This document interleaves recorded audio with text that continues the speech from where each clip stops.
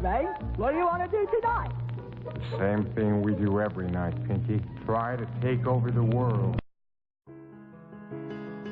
I'd like to tell you about the strangest secret in the world. Some years ago, the late Nobel Prize-winning Dr. Albert Schweitzer was being interviewed in London, and a reporter asked him, "Doctor, what's wrong with men today?" And the great doctor was silent a moment, and then he said, "Men simply don't think." It's about this that I want to talk with you. We live today in a golden age. This is an era that man has looked forward to, dreamed of, and worked toward for thousands of years. But since it's here, we pretty well take it for granted. We in America are particularly fortunate to live in the richest land that ever existed on the face of the earth, a land of abundant opportunity for everyone. But do you know what happens? Well, let's take 100 men who start even at the age of 25. Do you have any idea what will happen to those men by the time they're 65? These 100 men who all start even at the age of 25 believe they're going to be successful. If you ask any one of these men if he wanted to be a success, he'd tell you he did. And you'd notice that he was eager toward life, that there was a certain sparkle to his eye, an erectness to his carriage, and life seemed like a pretty interesting adventure to him. But by the time they're 65, 1 will be rich. 4 will be financially independent. 5 will still be working. 54 will be broke. Now think a moment. Out of the 100, only 5 make the grade. Now why do so many fail? What has happened to the sparkle that was there when they were 25? What's become of the dreams, the hopes, the plans? And why is there such a large disparity between what these men intended to do and what they actually accomplished? When we say about 5% achieve success, we have to define success. And here's the best definition I've ever been able to find. Success is the progressive realization of a worthy ideal. If a man is working toward a predetermined goal and knows where he's going, that man is a success. If he's not doing that, he's a failure. Success is the progressive realization of a worthy ideal. Rollo May, the distinguished psychiatrist, wrote a wonderful book called Man's Search for Himself. And in this book he says, the opposite of courage in our society is not cowardice. It is conformity. And there you have the trouble today. It's conformity, people acting like everyone else without knowing why, without knowing where they're going. Now think of it. In America right now, there are over 18 million people 65 years of age and older. And most of them are broke. They're dependent on someone else for life's necessities. Now, we learn to read by the time we're 7. We learn to make a living by the time we're 25. Usually by that time, we're not only making a living, we're supporting a family. And yet, by the time we're 65, we haven't learned how to become financially independent in the richest land that has ever been known. Why? We conform. And the trouble is that we're acting like the wrong percentage group, the 95 who don't succeed. Now, why do these people conform? Well, they really don't know. These people believe that their lives are shaped by circumstances, by things that happen to them, by exterior forces. They're outer-directed people. A survey was made one time that covered a lot of men, working men, and these men were asked, why do you work? Why do you get up in the morning? 19 out of 20 had no idea. If you ask them, they'll say, well, everyone goes to work in the morning, and that's the reason they do it, because everyone else is doing it. Now let's get back to our definition of success. Who succeeds? The only person who succeeds is the person who is progressively realizing a worthy ideal. He's the person who says, I'm going to become this, and then begins to work toward that goal. I'll tell you who the successful people are. A success is the school teacher who's teaching school because that's what he or she wants to do. The success is the woman who's a wife and mother because she wanted to become a wife and mother and is doing a good job of it. The success is the man who runs the corner gas station because that was his dream. That's what he wanted to do. The success is the successful salesman who wants to become a top-notch salesman and grow and build with his organization. A success is anyone who is doing deliberately a predetermined job because that's what he decided to do deliberately. But only 1 out of 20 does that. That's why today there isn't really any competition unless we make it for ourselves. Instead of competing, all we have to do is create. You know, for 20 years, I looked for the key which would determine what would happen to a human being. Was there a key I wanted to know which would make the future a promise that we could foretell to a large extent? Was there a key that would guarantee a person's becoming successful if he only knew about it and knew how to use it? Well, there is such a key, and I found it. Have you ever wondered why so many men work so hard and honestly without ever achieving anything in particular, and others don't seem to work hard and yet seem to get everything? They seem to have the magic touch. You've heard them say that about someone. Everything he touches turns to gold. And have you ever noticed that a man who becomes successful tends to continue to become successful? And on the other hand, have you noticed how a man who's a failure tends to continue to fail? Well, it's because of goals. Some of us have goals, some don't. People with goals succeed because they know where they're going. It's that simple. Think of a ship leaving a harbor, and think of it with the complete voyage mapped out and planned. The captain and crew know exactly where it's going and how long it'll take. It has a definite goal. Now, 9,999 times out of 10,000, it will get to where it started out to get. Now let's take another ship, just like the first, only let's not put a crew on it or a captain at the helm. Let's give it no aiming point, no goal, no destination. We just start the engines and let it go. I think you'll agree with me that if it gets out of the harbor at all, it will either sink or wind up on some deserted beach, a derelict. It can't go anyplace because it has no destination and no guidance, and it's the same with a human being. Take the salesman, for example. There's no other person in the world today with the future of a good salesman. Selling is the world's highest paid profession, if we're good at it and if we know where we're going. Every company needs top-notch salesmen, and they reward those men. The sky's the limit for them. But how many can you find? Someone once said the human race is fixed, not to prevent the strong from winning, but to prevent the weak from losing. The American economy today can be likened to a convoy in time of war. The entire economy is slowed down to protect its weakest link, just as the convoy had to go at the speed that would permit its slowest vessel to remain in formation. That's why it's so easy to make a living today. It takes no particular brains or talent to make a living and support a family today. So we have a plateau of so-called security, if that's what a person's looking for. But we do have to decide how high above this plateau we want to aim. Now let's get back to the strangest secret in the world, the story that I wanted to tell you today. Why do men with goals succeed in life and men without them fail? Well, let me tell you something which, if you really understand it, will alter your life immediately. If you understand completely what I'm going to tell you from this moment on, your life will never be the same again. You will suddenly find that good luck just seems to be attracted to you. The things you want just seem to fall in line, and from now on you won't have the problems, the worries, the gnawing lump of anxiety that perhaps you've experienced before. Doubt, fear, well, they'll be things of the past. Here's the key to success and the key to failure. We become what we think about. Now let me say that again. We become what we think about. Throughout all history, the great wise men and teachers, philosophers and prophets have disagreed with one another on many different things. It's only on this one point that they are in complete and unanimous agreement. Listen to what Marcus Aurelius, the great Roman emperor, said. A man's life is what his thoughts make of it. Disraeli said this, everything comes if a man will only wait. I've brought myself by long meditation to the conviction that a human being with a settled purpose must accomplish it, and that nothing can resist a will that will stake even existence for its fulfillment. Ralph Waldo Emerson said this, a man is what he thinks about all day long. William James said, the greatest discovery of my generation is that human beings can alter their lives by altering their attitudes of mind. And he also said, we need only in cold blood act as if the thing in question were real, and it will become infallibly real by growing into such a connection with our life that it will become real. It will become so knit with habit and emotion that our interest in it will be those which characterize belief. And he also said, if you only care enough for a result, you will almost certainly attain it. If you wish to be rich, you will be rich. If you wish to be learned, you will be learned.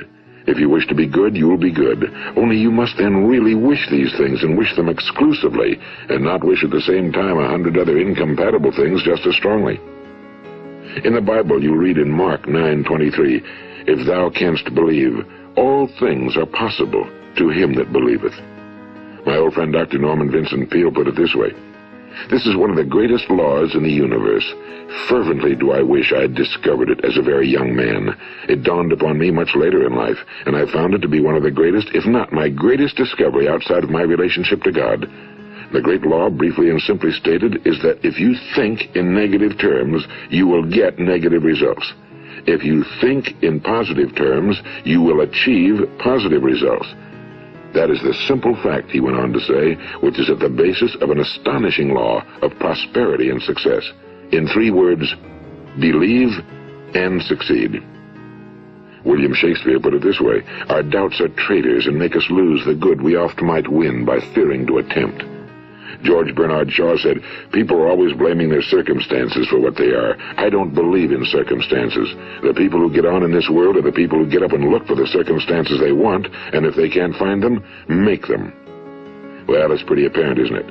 And every person who discovered this for a while believed that he was the first one to work it out. We become what we think about. Now, it stands to reason that a person who's thinking about a concrete and worthwhile goal is going to reach it, because that's what he's thinking about, and we become what we think about. Conversely, the man who has no goal, who doesn't know where he's going, and whose thoughts must therefore be thoughts of confusion and anxiety and fear and worry, becomes what he thinks about. His life becomes one of frustration and fear and anxiety and worry. And if he thinks about nothing, he becomes nothing. Now, how does it work? Why do we become what we think about? Well, I'll tell you how it works as far as we know. Now, to do this, I want to tell you about a situation that parallels the human mind. Suppose a farmer has some land, and it's good fertile land. Now, the land gives the farmer a choice.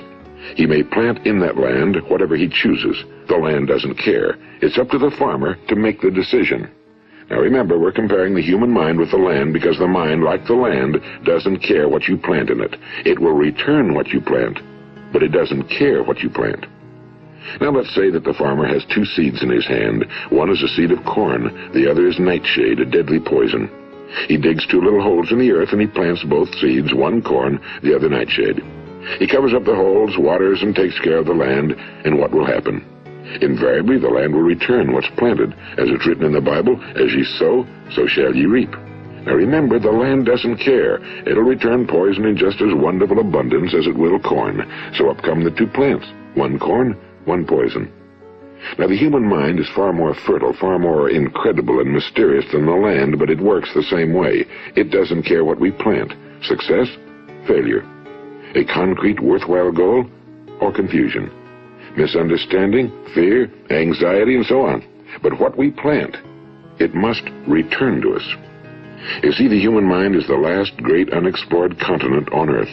It contains riches beyond our wildest dreams. It will return anything we want to plant.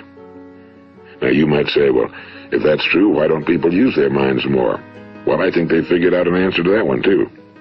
Our mind comes as standard equipment at birth. It's free, and things that are given to us for nothing we place little value on. Things that we pay money for, we value. The paradox is that exactly the reverse is true. Everything that's really worthwhile in life came to us free. Our minds, our souls, our bodies, our hopes, our dreams, our ambitions, our intelligence, our love of family and children and friends and country, all these priceless possessions are free. But the things that cost us money are actually very cheap and can be replaced at any time. A good man can be completely wiped out and make another fortune. He can do that several times. Even if our home burns down, we can rebuild it. But the things we got for nothing, we can never replace. The human mind isn't used because we take it for granted. Familiarity breeds contempt. It can do any kind of job we assign to it, but generally speaking, we use it for little jobs instead of big, important ones. Universities have proved that most of us are operating on about 10% or less of our abilities. So decide now, what is it you want? Plant your goal in your mind. It's the most important decision you'll ever make in your entire life. What is it you want? Do you want to be an outstanding salesman? A better worker at your particular job? Do you want to go places in your company, in your community? Do you want to get rich? All you've got to do is plant that seed in your mind, care for it, work steadily toward your goal, and it will become a reality. It not only will, there's no way that it cannot. You see, that's a law, like the laws of Sir Isaac Newton, the laws of gravity. If you get on top of a building and jump off, you'll always go down. You'll never go up, and it's the same with all the other laws of nature. They always work. They're inflexible. Think about your goal in a relaxed, positive way. Picture yourself in your mind's eye as having already achieved this goal. See yourself doing the things you will be doing when you've reached your goal. Ours has been called the phenobarbital age, the age of ulcers and nervous breakdowns and tranquilizers, at a time when medical research has raised us to a new plateau of good health and longevity. Far too many of us worry ourselves into an early grave trying to cope with things in our own little personal ways without learning a few great laws that will take care of everything for us. These things we bring on ourselves through our habitual way of thinking. Every one of us is the sum total of his own thoughts. He is where he is because that's exactly where he really wants to be, whether he'll admit that or not. Each of us must live off the fruit of his thoughts in the future, because what you think today and tomorrow, next month and next year, will mold your life and determine your future. You're guided by your mind. I remember one time I was driving through eastern Arizona, and I saw one of those giant earth-moving machines roaring along the road at about 35 miles an hour with what looked like 30 tons of dirt in it. A tremendous, incredible machine, and there was a little man perched way up on top with the wheel in his hands guiding it. And as I drove along, I was struck by the similarity of that machine to the human mind. Just suppose you're sitting at the controls of such a vast source of energy. Are you going to sit back and fold your arms and let it run itself into a ditch? Or are you going to keep both hands firmly on the wheel and control and direct this power to a specific, worthwhile purpose? It's up to you. You're in the driver's seat. You see, the very law that gives us success is a two-edged sword. We must control our thinking. The same rule that can lead a man to a life of success, wealth, happiness, and all the things he ever dreamed of for himself and his family. That very same law can lead him into the gutter. It's all in how he uses it, for good or for bad. This is the strangest secret in the world. Now, why do I say it's strange, and why do I call it a secret? Actually, it isn't a secret at all. It was first promulgated by some of the earliest wise men, and it appears again and again throughout the Bible, but very few people have learned it, understand it. That's why it's strange, and why for some equally strange reason it virtually remains a secret. I believe that you could go out and walk down the main street of your town and ask one man after another what the secret of success is, and you probably wouldn't run into one man in a month who could tell you. Now, this information is enormously valuable to us if we really understand it and apply it. It's valuable to us not only for our own lives, but the lives of those around us, our families, employees, associates, and friends. Life should be an exciting adventure. It should never be a bore. A man should live fully, be alive. He should be glad to get out of bed in the morning. He should be doing a job he likes to do because he does it well. One time I heard Grove Patterson, the great late editor-in-chief of the Toledo Daily Blade, make a speech, and as he concluded his speech, he said something I've never forgotten. He said, "My years in the newspaper business have convinced me of several things. Among them, that people are basically good, and that we came from someplace, and we're going someplace. So we should make our time here an exciting adventure. The architect of the universe didn't build a stairway leading nowhere." And the greatest teacher of all, the carpenter from the plains of Galilee, gave us the secret time and time again. As ye believe, so shall it be done unto you. I've explained the strangest secret in the world and how it works. Now, on this side, I want to explain how you can prove to yourself the enormous returns possible in your own life by putting this secret to a practical test. I want you to make a test that will last 30 days. It isn't going to be easy, but if you'll give it a good try, it will completely change your life for the better. Now, back in the 17th century, Sir Isaac Newton, the English mathematician and natural philosopher, gave us some natural laws of physics which apply as much to human beings as they do to the movement of bodies in the universe. And one of these laws is that for every action, there is an equal and opposite reaction. Simply stated, as it applies to you and me, it means we can achieve nothing without paying the price. The results of your 30-day experiment will be in direct proportion to the effort you put forth. To be a doctor, you must pay the price of long years of difficult study. To be successful in selling, and remember that each of us succeeds to the extent of his ability to sell. Selling our families on our ideas, selling education in schools, selling our children on the advantages of living the good and honest life, selling our associates and employees on the importance of being exceptional people. To, of course, the profession of selling itself. But to be successful in selling our way to the good life, we must be willing to pay the price. Now, what is that price? Well, it's many things. First, it's understanding emotionally, as well as intellectually, that we literally become what we think about, that we must control our thoughts if we're to control our lives. It's understanding fully that as ye sow, so shall ye reap. Second, it's cutting away all fetters from the mind and permitting it to soar as it was divinely designed to do. It's the realization that your limitations are self-imposed and that the opportunities for you today are enormous beyond belief. It's rising above narrow-minded pettiness and prejudice.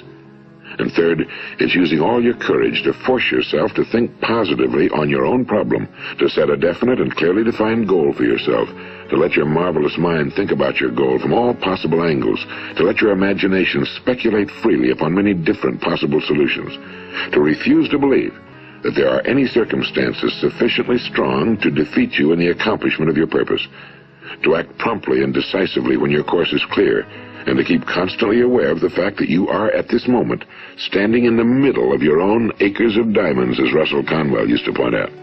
And fourth, save at least 10% of every dollar you earn.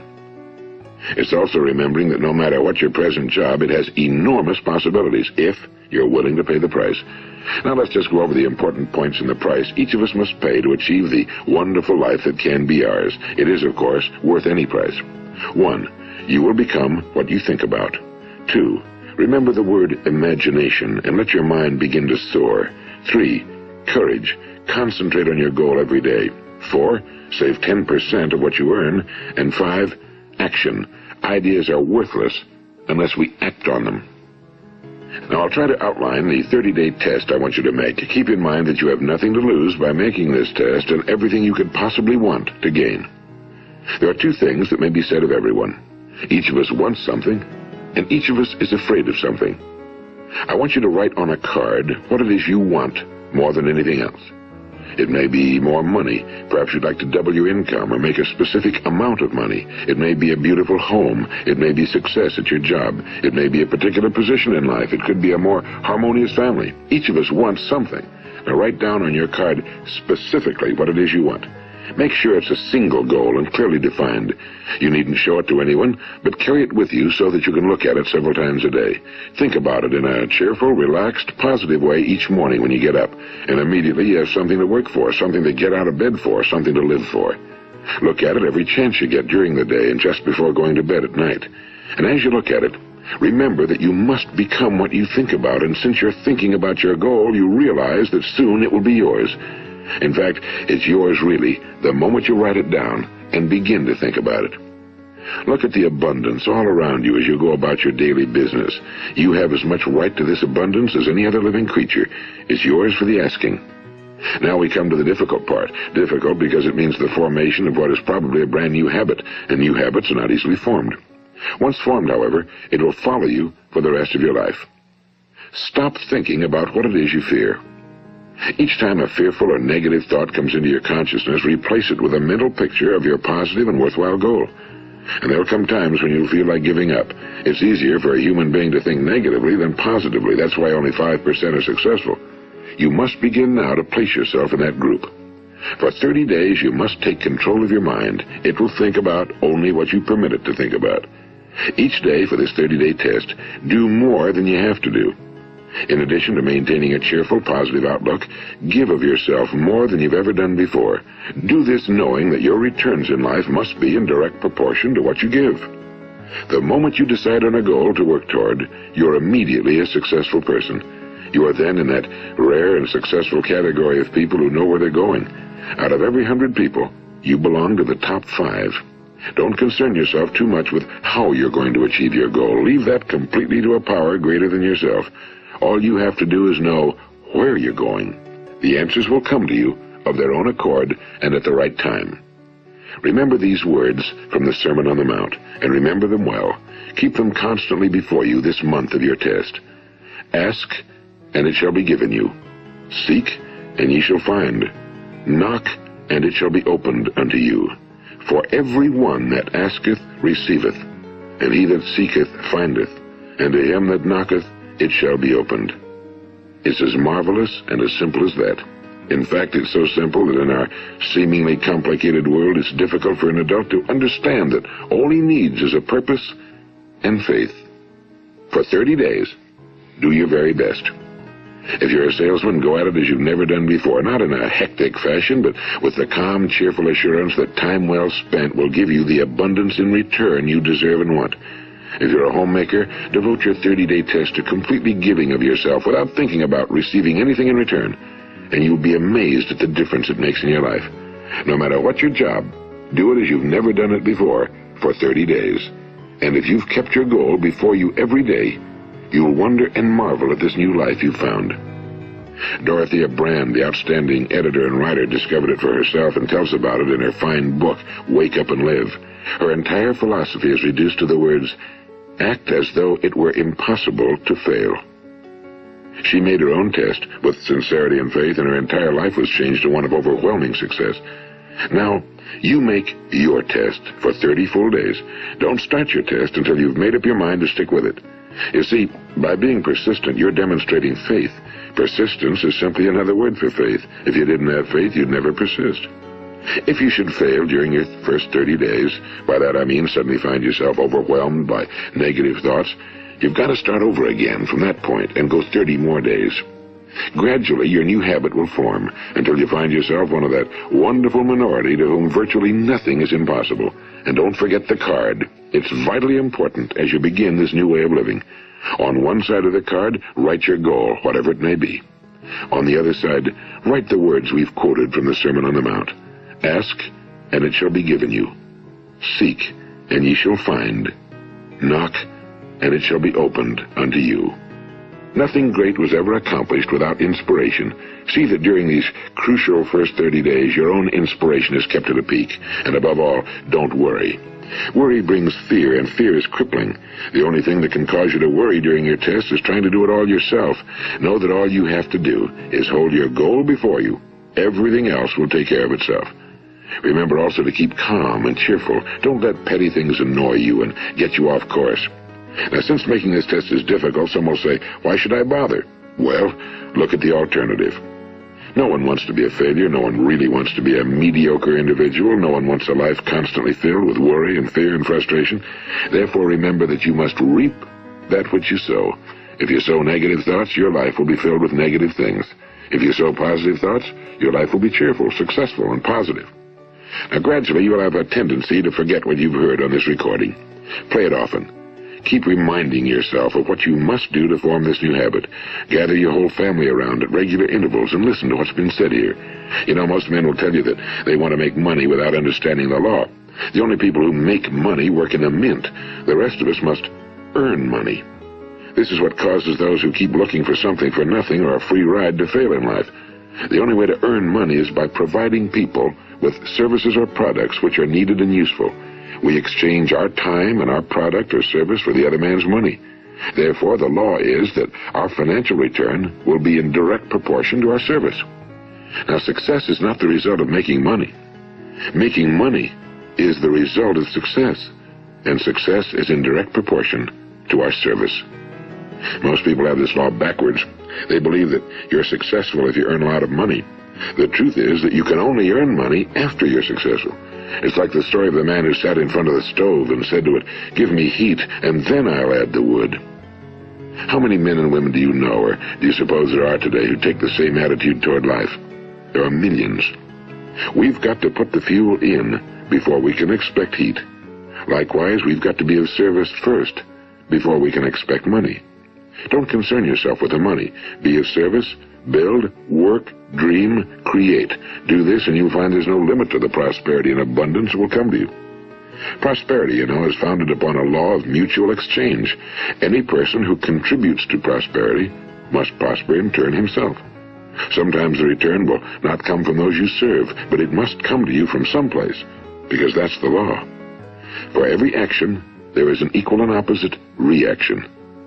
As you go daily through your 30-day test period, remember that your success will always be measured by the quality and quantity of service you render, and money is a yardstick for measuring this service. No man can get rich himself unless he enriches others. Now, there are no exceptions to a law. You can drive down any street in America and from your car estimate the service that's being rendered by the people living on that street. Had you ever thought of this yardstick before? It's interesting. Some, like ministers and priests and other devoted people, measure their returns in the realm of the spiritual, but again, their returns are equal to their service. Once this law is fully understood, any thinking person can tell his own fortune. If he wants more, he must be of more service to those from whom he receives his return. If he wants less, he has only to reduce his service. This is the price you must pay for what you want. If you believe you can enrich yourself by deluding others, you can end only by deluding yourself. It may take some time, but just as surely as you breathe, you'll get back what you put out. Don't ever make the mistake of thinking you can avert this. It's impossible. The prisons and the streets where the lonely walk are filled with people who tried to make new laws just for themselves. We may avoid the laws of man for a while, but there are greater laws that cannot be broken. An outstanding medical doctor recently pointed out 6 steps that will help you realize success. 1. Set yourself a definite goal. 2. Quit running yourself down. 3. Stop thinking of all the reasons why you cannot be successful and instead think of all the reasons why you can. 4. Trace your attitudes back through your childhood and try to discover where you first got the idea you couldn't be successful, if that's the way you've been thinking. 5. Change the image you have of yourself by writing out a description of the person you would like to be. And 6. Act the part of the successful person you have decided to become. The doctor who wrote those words is a noted West Coast psychiatrist, Dr. David Harold Fink. Do what the experts since the dawn of recorded history have told you you must do. Pay the price by becoming the person you want to become. It's not nearly as difficult as living unsuccessfully. Make your 30-day test, then repeat it again, and each time it will become more a part of you until you'll wonder how you could ever have lived any other way. Live this new way and the floodgates of abundance will open and pour over you more riches than you may have dreamed existed. Money? Yes, lots of it. But what's more important, you'll have peace. You'll be in that wonderful minority who lead calm, cheerful, successful lives. Start today. You have nothing to lose, but you have a whole life to win.